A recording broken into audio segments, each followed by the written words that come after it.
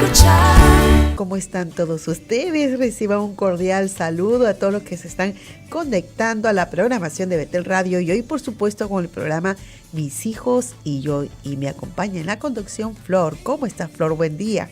Dios le bendiga, hermana Ruth. Saludamos a nuestra audiencia de una forma muy especial, a todos aquellos que están escuchándonos aquí en Lima a través de los 1570 y en provincia también. Asimismo saludamos a aquellos que están viéndonos a través de las redes sociales. En nuestro Facebook búscanos como Betel Radio y puede ver la transmisión en vivo y en directo. Usted puede mandarnos saludos de dónde está sintonizando también el programa para poder mandarle saludos nosotros encarecidamente y saber hasta dónde está llegando la señal de Betel Radio. El día de hoy tenemos un tema muy importante, pero antes quiero recordarle los números telefónicos para que ustedes puedan hacer sus consultas. Llámenos al 613-1701, 613-1709. Para cualquier consulta, duda, aquí el especialista estará resolviendo todas las inquietudes que nosotros tengamos en relación al tema acoso escolar o bullying, hermana Ruth. Así es, todo aquel que se siente identificado, de repente ama de casa o también padre de familia que puede estar en este momento sintonizando, de repente está manejando, está en casa, está en su trabajo y está en la sintonía de Betel Radio y usted se siente identificado con un familiar o que de repente con su propia familia que alguna vez ha tenido este problema o está pasando por este problema del bullying escolar que es tan común en los centros educativos y que lamentablemente muchos no saben cómo tratarlo, no saben cómo afrontarlo, así que sin ningún tipo de temor, sin ninguna duda, pues usted inmediatamente marque los teléfonos que tenemos a la invitada especial en esta mañana. Se trata de la licenciada psicopedagoga Cecia Guisada, quien ella va a estar con nosotros luego de esta breve pausa. Estamos aquí en su programa Mis Hijos y Yo, bajo el tema, el día de hoy vamos a tratar un tema muy importante, el acoso escolar o bullying, un tema que preocupa a millones de padres de familia en todo el mundo. Recuerda que usted puede llamarnos para hacer su consulta 613-1701, 613-1709, también escribirnos a través de nuestras redes sociales en Facebook. Puede dejar su pregunta también, que la licenciada encargada del día de hoy estará resolviendo todas las inquietudes, hermana. Así es, ya tenemos aquí en cabina a Cecia Guisada, ella siempre nos acompaña, la licenciada Cecia Guisada, ella siempre gustosamente atiende a la invitación de Betel Radio. Bienvenida nuevamente, Cecia. Muy contenta, muchas gracias por la invitación, y el acoso escolar es muy importante. Atentas las mamitas que nos están escuchando. Sí, yo pienso que más de una se está identificando, ¿no? Porque el bullying escolar es efectivamente, el acto que recibe un niño o una niña, ya sea de agresión, puede ser que reciba de parte de otro niño la burla y por temor no lo dice, muchas veces no lo dice. Así que hoy estamos aquí para que con la ayuda de nuestra invitada usted pueda llamar y hacer sus consultas. Así que empezamos, licenciada. ¿A qué llamamos bullying? Bien, dentro del acoso escolar o bullying vamos a tener 3 grupos de actores principales. Obviamente el agresor, la víctima, pero el grupo más grueso, más amplio y el que en realidad invita al agresor a hacer bullying al niño o a la niña son los espectadores. De ellos casi no hablamos, nos enfocamos mucho en el agresor o en la víctima, pero los espectadores son el resto, el grupo que queda de los niños, que también puede estar dividido en 2, unos que apoyan a la víctima, otros que no se meten, no dicen nada, están calladitos, y otros que invitan, ¿no? Uy, mira, te ha dicho, uy. Entonces, ellos son los que animan al agresor a cometer estos actos agresivos. O sea que a veces no es tanto el acoso que recibe de parte del agresor, sino lo que hacen los espectadores, como así que alienta y al estar alentando están permanentemente con eso, y esa es la vergüenza que tiene. Exacto. Y el miedo y el temor, ¿no? Así es. Pero ¿cómo afrontarlo? O sea, si bien es cierto que esto suele suceder en los centros educativos, hasta y fuera de él también hay en la calle con el grupo de amistades, ¿por qué el niño siente tanto miedo de comunicarlo a los padres? ¿Por qué ese temor de parte de la víctima? Siempre la confianza es vital, ¿no? Y la confianza está nutrida de comunicación. Y cuando nuestros niños son más pequeños, la comunicación también es reducida. Limitamos la comunicación a preguntas de sí o no.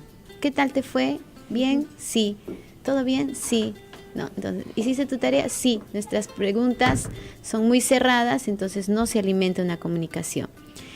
Pensamos que el niño no sabe, no se da cuenta, no tiene opinión, y los niños de 8, 9 años y para abajo son los que más sufren, ¿no?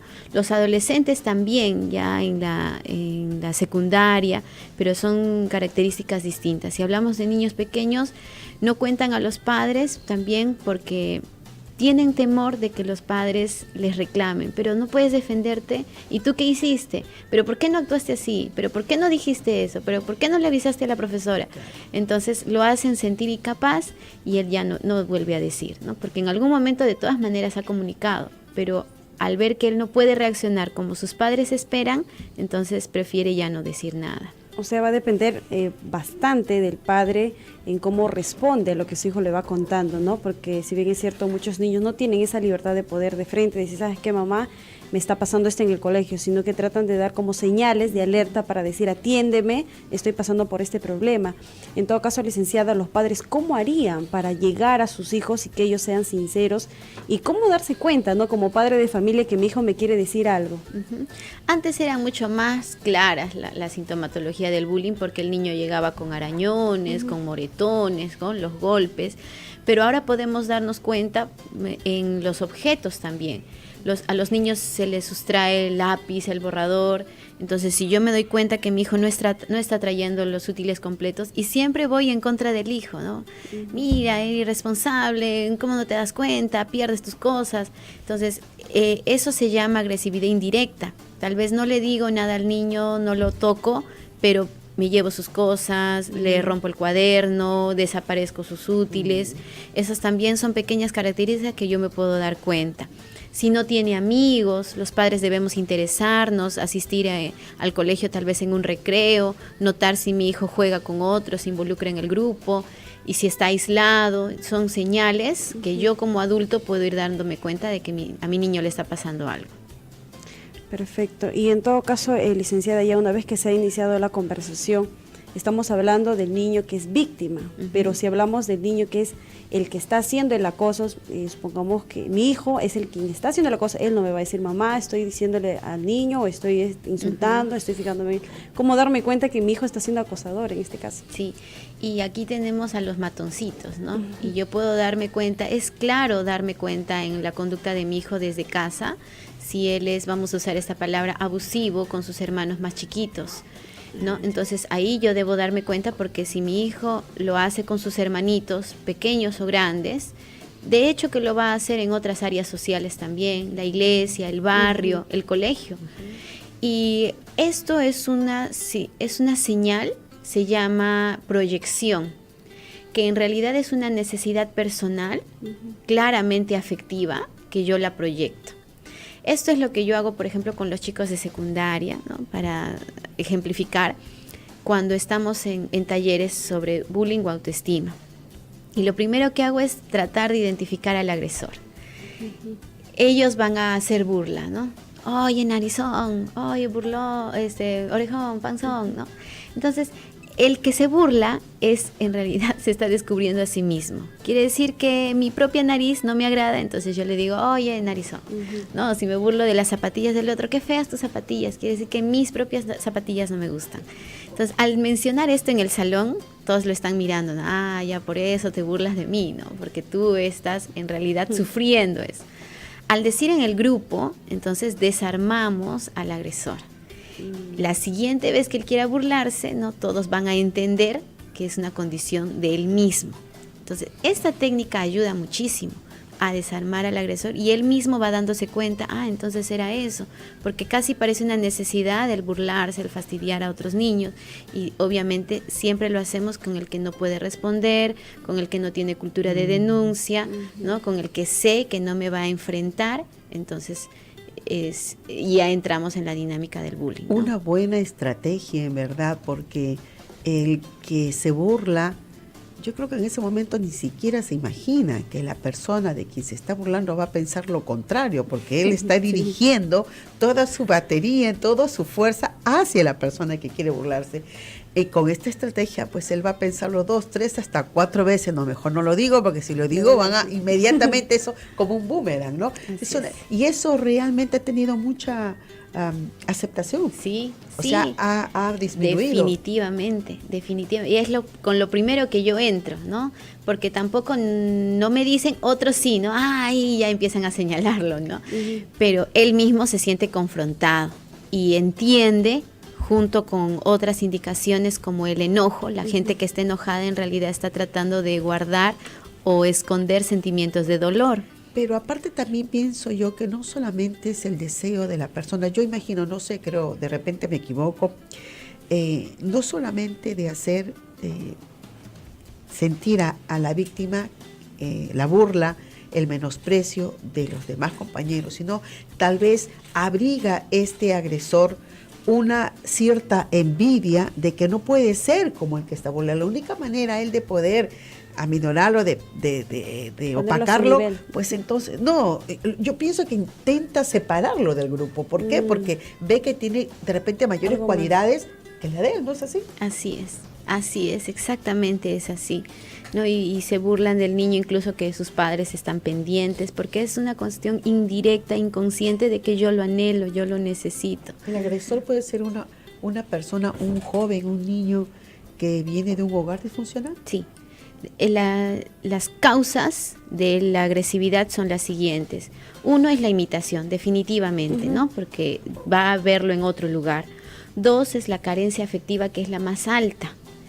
3 es la incompatibilidad entre los padres. Esto se llama la inconsecuencia en la crianza. Cuando nos desautorizamos entre nosotros, se pierde el trato directo con el niño, ¿no? Lo que las madres, si me están escuchando, no debemos hacer es desautorizar al padre. Cuando yo desautorizo al padre de mi hijo frente a él, corto la vinculación afectiva de él con su hijo. Y viceversa, si el padre me desautoriza, corta la vinculación afectiva que yo tengo con mi hijo. Y ahora tenemos huérfanos emocionales, ¿no? Entonces, ese niño frente a esa carencia, como al ser humano de por sí no le gusta cargar o tener carga emotiva negativa, ¿no? No nos gustan los malos sentimientos, los sentimientos feos, los queremos quitar. ¿Cómo nos arrancamos un sentimiento feo? Proyectándolo en otro, ¿no? Entonces le hago sentir al otro mal y como que, ya, un poco me alivio. Uno no se ha puesto a pensar en el interior del hogar al momento de que cuando se está pasando un día común y corriente y lo que ha dicho respecto a cortar el vínculo afectivo de padre e hijo o viceversa, al momento de intervenir uno de los padres en la llamada de atención. Pero no solamente podría ser eso, sino la falta de atención de esta persona o de los padres a estos niños hace que ellos quieran volcar, no buscando el amor, sino al contrario, o sea, la parte contraria de buscar agredir a la persona. O sea, no necesariamente va a venir de un hogar disfuncional, pueden prodigarle de repente el tiempo, pero no la calidad de amor y de aprecio que debe sentir. Así es. Entonces vamos a poner un ejemplo, ¿no? Hay un nivel, hay varios niveles, porque el más bajo es la impulsividad. El segundo es la agresividad y el tercero es violencia. En el nivel más bajo, que es impulsividad, el niño no mide sus acciones, ¿no? Imaginemos que, chicos, vamos a salir al patio, entonces un niño de su emoción sale corriendo, empuja a uno, empuja al otro, los lastima, pero su intención no ha sido lastimarlos. Esa es impulsividad. En el nivel de agresividad, entonces, a ver, Juancito, pasa la pizarra. Mientras él está pasando, le golpea en la cabeza al otro niño, ¿no? Oye, te estoy mirando, ¿qué pasa? Nada, profesor, estamos jugando. Ya disculpa. Eso ya es agresividad, porque él se ha fijado a quién se lo va a hacer y no le importa incluso la gente que hay alrededor, los espectadores, ¿no? Pero eso que él hace sentir torpe al otro es porque alguien más me lo hace sentir a mí. Y como en casa yo no le voy a ganar al papá, no le voy a ganar a la mamá, no le voy a ganar al tío, no le voy a ganar al primo, en mi colegio sí puedo encontrar a alguien a quien sí le voy a ganar. Esa es agresividad. Y violencia, que es el último nivel, ya es calculado, donde la intención definitivamente es lastimar. Y la Ya está premeditación que tiene. Hay es planificado, puedo tener paciencia, ¿no? Porque mi objetivo es lastimar. En los niveles de abajo también hay personas que salen lastimadas, pero en ninguno de los dos casos mi objetivo es lastimar, ni en la impulsividad ni en la agresividad. La agresividad es más una condición como de revancha, ¿no? Como una especie de venganza para aliviarme lo que alguien más me lo hace a mí. Esa es agresividad. Por eso en realidad lo que más hay que trabajar es con el grupo, con los espectadores, con los que animan, porque el agresor casi termina siendo un títere de estos otros que lo están animando, ¿no? Que ellos no lo hacen, pero mandan a quien, ay, mira, te ha dicho, yo le he visto que ha agarrado tus cosas, y de repente no es cierto. Y él, como no tiene control de emociones, va y golpea, empuja, y claro, hay otras situaciones que ya están para violencia, y de ahí no hay vuelta atrás. Identificado el niño o niña que sufre o sea, que es víctima del bullying, el procedimiento a seguir, terapias, reunión, padres, niños, juntamente con compañeros, o cómo empieza eso. Ya, definitivamente hay que trabajar en conjunto con el agresor, invitar siempre apuntar a que el agresor termine disculpándose, porque mientras no haya eso pequeño, para nosotros puede ser pequeño en la disculpa, no se logra, ¿no? Yo trabajé mucho tiempo con una niña que sufría esto, y trabajamos, y ella no me decía nada, pero participaba activamente conmigo. Finalmente ella me habló y me dijo, todo lo que él me ha hecho, nunca lo han castigado. A mí en casa se me castiga por hacer cosas malas. Él me ha hecho daño y a él nunca lo han castigado, ¿no? Entonces, no es solo trabajar con la víctima, sino también con el agresor. Y el agresor, a su vez, repito, es víctima de los espectadores. Es toda una Entonces, cadena, es ¿no? trabajar en grupo, y esto se llama la sociometría, ¿no? Dentro del grupo. Porque solo hay bullying en el mismo nivel. O sea, no cuando a veces los estudiantes de universidad dicen, el profesor nos está haciendo bullying, ese no es bullying, porque el bullying tiene que ser entre pares, solo entre pares, ¿no? En todo caso, entre los profesores, ¿no? A ese nivel, o entre estudiantes, pero no es intercalado, tiene que ser en el mismo nivel social. ¿Qué tan pacífico puede ser, no el enfrentamiento, sino el ponerse frente a frente víctima y agresor y recibir el perdón? Sí, lo primero que debemos hacer, imaginemos que estoy yo en control, porque tal vez hay algunos educadores que también nos están escuchando. Si estoy en control yo de un grupo de estudiantes, ya sea en el colegio o en la iglesia tal vez, lo primero que debo hacer es retirar a los actores del ambiente. No hacemos eso, y en el mismo ambiente estamos tratando de corregir o de conciliar. No se debe hacer.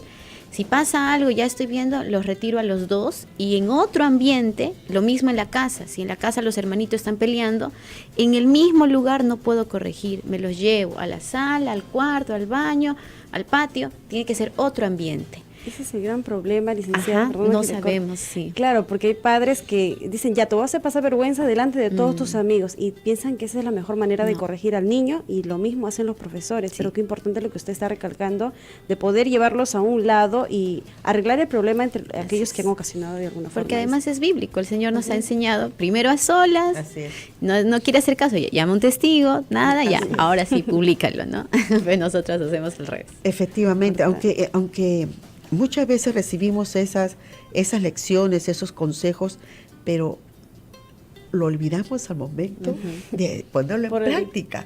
Por la misma sea emoción o la ira en ese momento, lo único que hace es castigarle, y no piensa también en que ese niño siente la vergüenza, y en vez de ayudarlo, lo estamos haciendo retroceder. Sí, ¿cuál sería entonces las recomendaciones? Bien.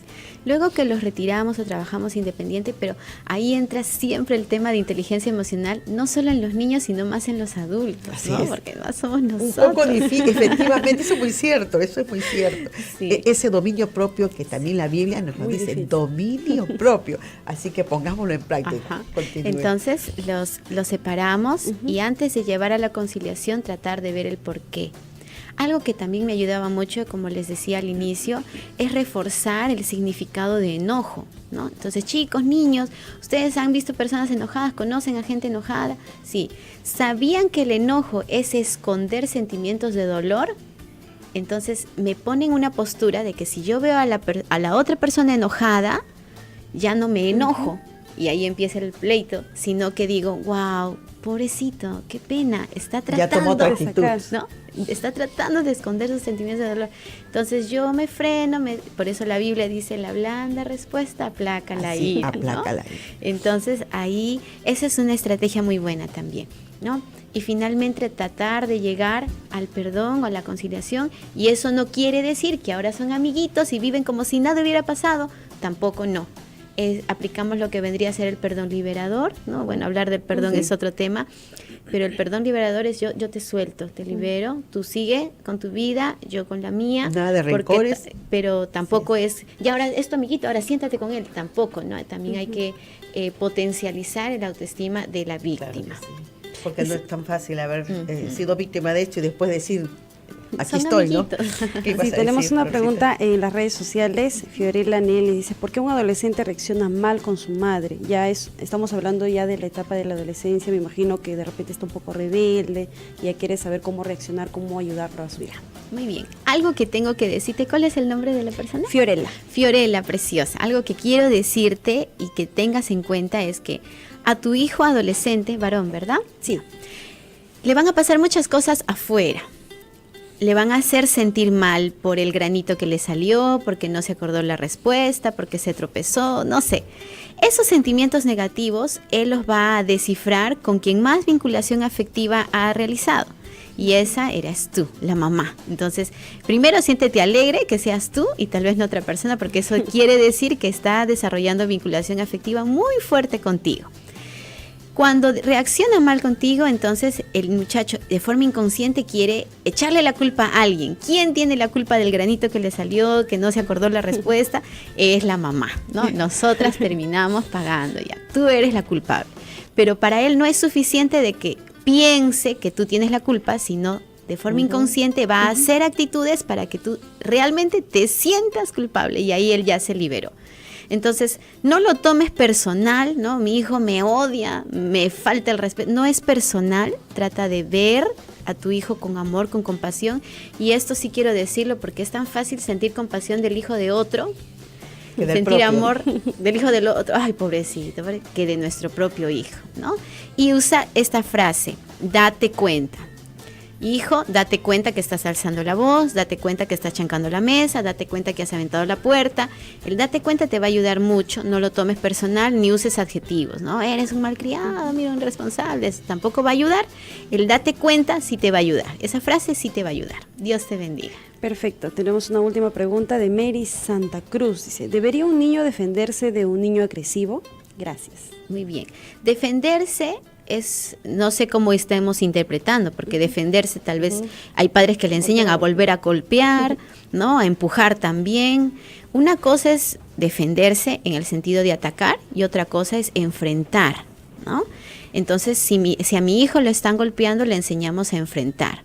Ponerse firme y decirle, no me hagas eso, no comparto, no está bien, pero de ninguna manera puedo enseñarle a golpear o a empujar o a insultar también, porque así nos ha enseñado el Señor, ¿no? El Señor ha dicho, no es ojo por ojo, diente por diente. Nos enseña a poner la segunda mejilla. ¿Qué significa eso? Que nosotros pongamos en sumisión primero nuestro propio carácter y frente al otro, eso es enfrentar, ¿no? No es ir y pelearme, sino enfrentar, decir, no está bien esto, no lo comparto, no me lo vuelvas a hacer, por favor, yo te considero mi amigo. Y ensayar con mi hijo estas respuestas, porque le va a costar. Entonces voy ensayando yo con él, tengo que enseñarle qué significa defenderse o qué significa enfrentar a su compañero. Un bonito tema que nos gustaría seguir conversando, pero lamentablemente, como siempre decimos, el tiempo es cruel, no podemos seguir hablando más, pero sí quiero terminar diciéndoles, el que usted, padre de familia, le implica que digamos que sea firme, no significa de que usted sea agresivo con el niño. El que sea firme y consecuente no significa que le consienta sus cosas, sino que sepa usted acercarse a su niño y entrar en confianza y preguntarle, y no porque no le conteste usted le va a decir adjetivos totalmente negativos. Aprenda a tener paciencia y el dominio propio que la Biblia nos dice. Así que tenemos que despedirnos. Florcita, ¿tienes algo más? Sí, tenemos saludos a aquellos que nos han escrito en las redes sociales, no queremos despedirnos. Saludamos a Efraín Cruz, dice, sigan adelante con el programa, saludos desde Puno, Perú. También a Mary Santa Cruz, a Julia Gómez, que nos saluda desde Italia, dice que este tema es muy abundante en ese lugar, como el pan de cada día, dice. Luis Bejar también nos está escribiendo desde Huancavelica. Saludamos a todos ellos que están viéndonos a través de las redes sociales y les animamos a que puedan también estar con nosotros el día jueves, si Dios lo permite, con otro tema muy importante a partir de las 11:30 de la mañana. Permiso. Vete, lo que necesitas escuchar.